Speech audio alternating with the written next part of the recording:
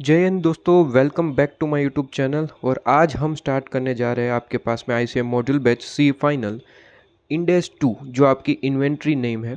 ठीक है, इसका आईसीएम मॉड्यूल बैच स्टार्ट करने जा रहे हैं। अब आईसीएम मॉड्यूल बैच में वैसे तो मैं आपको सब कुछ बता ही चुका हूँ अपने प्रीवियस लेक्चर्स के अंदर, प्रीवियस वीडियोज़ के अंदर, बट यहाँ पर भी मैं एक बार बताना चाहूँगा कि आईसीएम मॉड्यूल बैच के अंदर बेसिकली हम करते क्या है। आईसीएम मॉड्यूल बैच के अंदर मैं जितने भी आपके पास में मॉड्यूल के क्वेश्चंस है, आपके आईसीएम मॉड्यूल में जितने भी क्वेश्चंस है, अब चाहे वो इलस्ट्रेशंस के नाम पे है, प्रैक्टिकल क्वेश्चन के नाम पे, सारे क्वेश्चंस हम यहाँ पे सॉल्व करवाते हैं। आईसीएम मॉड्यूल बैच है, इसका मतलब यहाँ पे क्वेश्चन प्रैक्टिस किया जाता है। कंसेप्चुअली हम यहाँ पे नहीं चलेंगे, मतलब कंसेप्ट डिस्कशन नहीं है। ठीक है, आईसीएम मॉड्यूल बैच है मतलब सारे क्वेश्चंस को हम डिस्कस करते चलेंगे, तो कंसेप्ट यहाँ पे कवर नहीं होंगे। कंसेप्ट यहाँ पे हम मान के चलेंगे कि आपके क्लियर है। ठीक है, और आप यहाँ पे क्वेश्चन प्रैक्टिस करने के लिए आए हैं। ठीक है, तो पहली एजम्पशन ये रहेगी कि कंसेप्ट आपके पास में क्लियर है और हम क्वेश्चन यहाँ पे डिस्कस करेंगे, क्वेश्चन को सोल्व करेंगे। ठीक है, अच्छा, आईसीएम मॉड्यूल बैच में इतना ही कवरेज होता है बेसिकली नॉर्मली, मतलब आईसीएम मॉड्यूल बैच जब हम कहते हैं तो क्वेश्चन जितने भी मॉड्यूल के होते हैं वो सॉल्व किया जाता है। लेकिन इस बार यहाँ पे मैं ऐड करने जा रहा हूँ आपके पास्ट आरटीपी एमटीपी में जितने भी क्वेश्चंस है वो सारे इंक्लूड करूँगा, प्लस पास्ट पेपर। ठीक है, पीवाईक्यूज आपके पास में पास्ट पेपर जो क्वेश्चन है, पास्ट ईयर क्वेश्चन आपके पास में, तो वो भी सारे मैं इंक्लूड करने की कोशिश करूँगा। तो सबसे पहले यहाँ पे किस तरीके से चलेंगे, मैं आपको क्वेश्चन वाइज वीडियो प्रोवाइड करूँगा और इसके लिए प्लेलिस्ट ऑलरेडी मैंने बना रखी है। इसी वीडियो की डिस्क्रिप्शन में आपको उसकी लिंक भी प्रोवाइड कर दूंगा, तो वहाँ पे आप क्लिक करके जो कोई भी क्वेश्चन में आपको दिक्कत है वो डायरेक्ट वीडियो आप ओपन कर सकते हैं। तो ढूंढने की ज़रूरत नहीं है, प्लेलिस्ट ऑलरेडी है, प्लेलिस्ट में जाइए और जो भी क्वेश्चन में दिक्कत है आप देख सकते हैं। तो सबसे पहले देखिए, प्लेलिस्ट में सबसे पहले आपको आईसीएम मॉड्यूल के जो भी इलस्ट्रेशन और प्रैक्टिकल क्वेश्चन है वो मिलेंगे। इसके बाद आपको नेक्स्ट आरटीपी एमटीपी और पास्ट पेपर के क्वेश्चन भी वहीं पे इंक्लूड करवा दूंगा। ठीक है, तो सारे ही क्वेश्चन मैं प्रोवाइड करने की कोशिश करूंगा। तो यहाँ पे आईसीएम मॉड्यूल का जो बैच का जो दायरा होता है वो मैंने बढ़ा दिया, आरटीपी एमटीपी और पास्ट पेपर क्वेश्चन को भी इंक्लूड कर लिया है। ठीक है, तो चलिए यहाँ पे जो पहला है, यहाँ पे वीडियो मतलब इलस्ट्रेशन नंबर 1 डिस्कस करेंगे। हर एक वीडियो में एक एक क्वेश्चन हम यहाँ पे डिस्कस करेंगे। इसका कारण ये है कि अगर इस सेपरेट अगर वीडियो मैं आपको प्रोवाइड करूँ तो वो क्या रहेगा, आपको आसानी रहेगी कि प्लेलिस्ट में जाइए, जो भी क्वेश्चन में दिक्कत है वही आप ओपन करके देख सकते हैं। एक सिंगल वीडियो में आपको ढूंढना पड़ेगा कि कौन सा क्वेश्चन कहाँ पे करवाएं।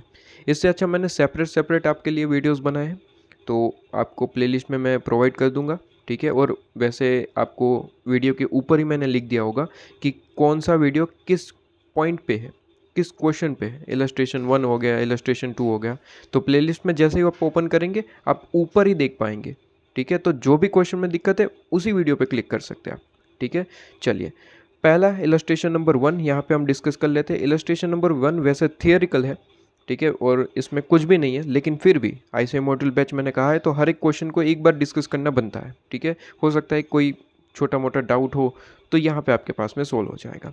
इलस्ट्रेशन नंबर 1 क्या कहता है कि देखिए ज़रा, एज पर इंडेस 2 के हिसाब से आपको कहा गया है कि इन्वेंट्रीज इंक्लूड करता है material and supply awaited use in production process.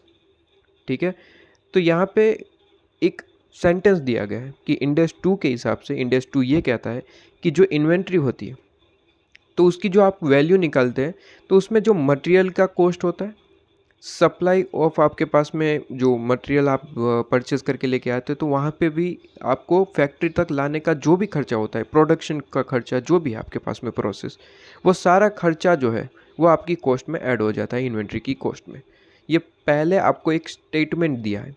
फिर आगे क्या कहता है कि अब आपको एग्जामिन करने के लिए कहा जा रहा है। कहता है कि वेदर पैकेजिंग मटेरियल जो होता है एंड पब्लिसिटी मटेरियल, ठीक है, वो क्या कवर रहता है इस स्टेटमेंट के अंदर। मतलब इस स्टेटमेंट का मतलब क्या हुआ, स्टेटमेंट का मतलब हुआ कि भाई सिंपल सी चीज़, आप जो भी प्रोडक्ट प्रोड्यूस कर रहे हैं उस प्रोडक्ट को प्रोड्यूस करने की प्रोसेस में जितने भी कॉस्ट लगती है वो इन्वेंट्री की कॉस्ट में ऐड होती है। ये नॉर्मल स्टेटमेंट है और ये सही है, बिल्कुल है। ठीक है, ये बिल्कुल सही है। क्वेश्चन आपसे ये पूछना चाहता है, क्वेश्चन को भी इसमें कोई दिक्कत नहीं है, जो पहला स्टेटमेंट दिया क्वेश्चन को भी दिक्कत नहीं, क्वेश्चन ने खुद कहा है कि हाँ ये सही है। मटेरियल की जो भी कॉस्ट होती है वो इन्वेंट्री की कॉस्ट में ऐड हो जाती है, इसमें कोई दिक्कत नहीं है। लेकिन क्वेश्चन ने जो पूछा है वो ये है कि इसके अंदर क्या पैकेजिंग जो मटेरियल होता है, ठीक है, पैकेजिंग जो मटेरियल होता है और पब्लिसिटी मटेरियल होता है, क्या वो इंक्लूड होगा कि नहीं, ये क्वेश्चन आपसे पूछा जा रहा है, ये क्वेश्चन आपसे पूछा जा रहा है। तो ये इंपॉर्टेंट पॉइंट है। तो देखिए ये आपके पास में CF इंटर का क्वेश्चन है, फाइनल लेवल का यहाँ पे बेसिकली नहीं कह सकते, ठीक है। इंटर में ये चीज़ आप ऑलरेडी पढ़ के आते थे, जो यहाँ पे आपको क्वेश्चन के थ्रू पूछा गया है। नॉर्मल आपके पास में कंसेप्ट है, सिंपल सा है। देखिए कहते हैं कि भाई पैकेजिंग मटेरियल की कॉस्ट इंक्लूड होगी या फिर नहीं, आंसर इज यस होगी। डेफिनेटली आपके पास में कॉस्ट इंक्लूड होगी। ऑब्वियसली मैंने कहा कि भाई प्रोडक्ट को बनाने तक का जो भी खर्चा होता है, कॉस्ट होती है, वो इन्वेंट्री की कॉस्ट में ऐड होती है। तो भाई प्रोडक्ट तो तभी कंप्लीट माना जाएगा जब आप उसे पैकिंग करके प्रॉपरली आप उसे बना देंगे, ठीक है। तो पैकिंग भी क्या है सर, प्रोडक्शन कॉस्ट ही है, तो क्या उसे इंक्लूड करना चाहिए, आंसर इज यस करना चाहिए। लेकिन इसमें एक चीज़ है कि पैकिंग में यहाँ पे दो तरीके की चीज़ होती है। एक प्राइमरी पैकेजिंग होता है, एक होता है सर प्राइमरी, ठीक है, एक प्राइमरी पैकेजिंग होता है, एक होता है सेकेंडरी पैकेजिंग। अब प्राइमरी और सेकेंडरी का मतलब समझिए, उसके बाद में इसको डिस्कस करने का कारण बताता हूँ। सबसे पहले देखिए प्राइमरी पैकेजिंग का मतलब होता है कि जो नॉर्मल प्रोडक्ट बनाने के लिए यूज़फुल होता है। मतलब फॉर एग्जांपल आपका शूज़ का बिजनेस है, तो शूज़ को आप प्रॉपरली बना के उसे बॉक्स में पैक करना पड़ेगा कि नहीं, ऐसे ही थोड़ी ना चलेगा, तो एक बॉक्स में आपको पैक करना पड़ेगा, ये प्राइमरी पैकेजिंग है। बट फॉर एग्जांपल आपको कोई बड़ा ऑर्डर मिला है और ये शूज़ के जितने भी बॉक्स हैं आपके पास में, उसे एक जगह से दूसरी जगह आपको कस्टमर तक पहुंचाना है। अब इसमें दिक्कत ये है कि ऐसे ही बॉक्स मतलब रख देंगे तो बॉक्स ख़राब होने के चांसेस ज़्यादा है, मतलब वो जहाँ ट्रांजिट में आपको जो है प्रॉब्लम होने के चांसेस है। तो हमने क्या किया, ये बॉक्स तो है ही, एक बड़ा सा बॉक्स और बनवाया जिसके अंदर ये सारे बॉक्स को हमने इंक्लूड कर दिया ताकि ज़्यादा कुछ डैमेज ना हो बॉक्स को, ठीक है। तो ये सेकेंडरी पैकेजिंग है। सेकेंडरी पैकेजिंग का मतलब कि हमें रिक्वायरमेंट थी कि ये प्रोडक्ट को हम दूसरी जगह पहुंचाए और डैमेज ना हो, XYZ जो भी आपके पास में रीज़न है। मतलब सेकेंडरी पैकेजिंग तो एक तरीके से ऑप्शनल था, ठीक है, वो आप पे डिपेंड करता है कि मतलब प्रोडक्ट पहुंचाना है, इसके लिए सेकेंडरी पैकेजिंग की ज़रूरत पड़ी। अगर बाजू में होता तो सेकेंडरी पैकेजिंग की ज़रूरत ही नहीं थी, ठीक है। तो एक सेकेंडरी पैकेजिंग जो है वो एक तरीके से ऑप्शन होता है कि किस तरीके से आपको प्रोडक्ट को संभालना है और उसके लिए रिक्वायरमेंट है, ठीक है। लेकिन प्राइमरी तो प्रोडक्ट बनाने के लिए ज़रूरी है, ठीक है। तो मैं क्या ये एक तरीके से ये कह सकता हूँ कि प्राइमरी पैकेजिंग तो एक तरीके से आप कह सकते हैं कि मैंडेटरी हो गया, ठीक है, ये तो बहुत ज़्यादा ज़रूरी है, तब तक तो प्रोडक्ट कंप्लीट ही नहीं मानी जाएगी। हाँ, लेकिन सेकेंडरी पैकेजिंग के पहले पहले वो प्रोडक्ट ऑलरेडी कंप्लीट हो चुकी थी। सेकेंडरी पैकेजिंग तो एक तरीके की रिक्वायरमेंट हुई, हमें ज़रूरत पड़ी उसकी, तो हमने करवाई है, ठीक है। तो इंडेक्स 2 ने कहा बहुत ज़्यादा सिंपल, कहता है कि प्राइमरी पैकेजिंग तो आपकी बेसिकली प्रोडक्शन की ही रिक्वायरमेंट थी। वो प्रोडक्शन तभी कंप्लीट होता जब प्राइमरी पैकेजिंग और पूरे का पूरा कंप्लीट हो जाता है। जैसे कि मैंने कहा शूज़ बनाए, लेकिन उसका प्रॉपर बॉक्स में रखना ज़रूरी है कि नहीं, यस। तो क्या वो कॉस्ट इन्वेंट्री की कॉस्ट में ऐड हो जाएगा, answer is yes, primary packaging की कॉस्ट ऐड हो जाएगी। बट कहता है सेकेंडरी पैकेजिंग जो है वो आपकी रिक्वायरमेंट, आपकी ज़रूरत या फिर आपकी चॉइस पे डिपेंड करता है, ठीक है। वो प्रोडक्ट को बनाने के लिए या फिर प्रोडक्ट को कंप्लीट करने के लिए कोई ज़रूरी नहीं था, वो तो बाद में आपको जो है लगा तो आपने सेकेंडरी पैकेजिंग करवाया। तो इंडेक्स 2 ने देखा कि सेकेंडरी पैकेजिंग का कोई यहाँ पे प्रोडक्शन कंप्लीट होने से रिलेटेड नहीं है, ठीक है। तो कहता है सेकेंडरी पैकेजिंग जो है वो इन्वेंट्री की कॉस्ट में ऐड नहीं होगा, ऐड नहीं होगा। तो जो ये पैकेजिंग के लिए जो मटेरियल है, वो मटेरियल की कौन सी कॉस्ट ऐड होगी, कौन सी नहीं होगी, तो कहते हैं वो प्राइमरी पैकेजिंग से रिलेटेड है, ऐड हो जाएगा। लेकिन अगर वो सेकेंडरी पैकेजिंग से रिलेटेड है तो फिर वो नहीं होगा। बड़ा ही सिंपल सा यहाँ पे सॉल्यूशन था। तो यहाँ पे देखिए एक बार के लिए सॉल्यूशन में हम पढ़ते हैं क्या लिखा गया है। कहते हैं यहाँ पे while प्राइमरी पैकेजिंग मटेरियल में बी इंक्लूडेड, कहते हैं प्राइमरी पैकेजिंग जो मटेरियल है आपके पास में,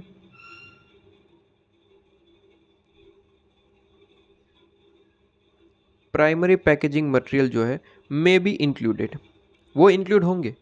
जो आपने टर्म कही कि material and supply awaiting use in production process, ये जो टर्म है, ठीक है। उसके अंदर ये प्राइमरी पैकेजिंग तो इंक्लूड हो जाएगा क्योंकि ये बेसिकली प्रोडक्शन से रिलेटेड ही कॉस्ट है, तो वो ऐड हो जाएगा, उसमें कोई दिक्कत नहीं है। बट दिक्कत यहाँ पे ये आती है कि अगर वो प्राइमरी नहीं है और ये सेकेंडरी है, ठीक है, तो फिर हमें वो दिक्कत आएगी क्योंकि वो प्रोडक्शन से रिलेटेड ही नहीं है, मतलब वो रिक्वायरमेंट पे बेसिकली चीज़ आ जाती है, ठीक है। तो यहाँ पे वही चीज़ कही कि अगर वो प्राइमरी पैकेजिंग है इंक्लूड हो जाएगा, कोई दिक्कत नहीं है आपके पास में। लेकिन अगर other packaging material require for आपके पास में ट्रांसपोर्टिंग, जिसे हम सेकेंडरी पैकेजिंग कहते हैं, अगर वो चीज़ है तो वो इंक्लूड नहीं होगी, ठीक है, वो इंक्लूड आपके पास में नहीं हो पाएगी। यही चीज़ आपके पास में सिंपल सा पॉइंट था जो प्रॉपरली आपको जो है पहले ही स्टेटमेंट में आपको दिया गया है। कहते हैं कि while the primary packaging material may be included within scope of the term materials and supply awaiting use in production process, but the secondary packaging material and publicity material cannot be so included।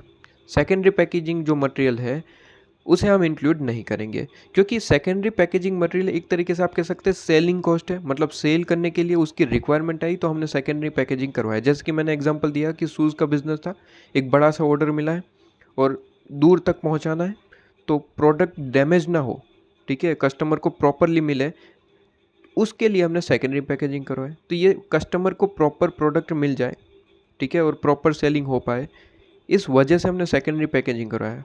तो customer के लिए खर्चा है एक basically, तो एक selling cost हो गया आपके पास में, इसलिए यहाँ पे वर्ड यूज़ करा गया कि एक तरीके से वो सेलिंग कॉस्ट है। और सेलिंग कॉस्ट कभी भी प्रोडक्शन कॉस्ट का पार्ट बनता ही नहीं है, ठीक है। प्रोडक्शन कॉस्ट और सेलिंग कॉस्ट एक डिफरेंट टर्म है। जैसे कि एडवर्टाइजमेंट एक्सपेंस हो गया, क्या है, सेलिंग से रिलेटेड खर्चा है, तो क्या वो प्रोडक्शन के खर्चे में ऐड होगा? आंसर इज नो सर, वो कभी नहीं होगा। तो यही पॉइंट था आपके पास में, सिंपल सा क्वेश्चन था इलस्ट्रेशन नंबर 1, लेकिन मैंने कोशिश करी कि आपको प्रॉपरली आपको जो है एक्सप्लेन कर दिया जाए। हालांकि कंसेप्ट यहाँ पे कवर नहीं करते हैं, लेकिन कुछ डिस्कशन यहाँ पे हर एक क्वेश्चन में हम ज़रूर करेंगे, ठीक है। चलिए इलस्ट्रेशन 1 कंप्लीट, इसके बाद नेक्स्ट आपके पास में इलस्ट्रेशन 2 देखेंगे।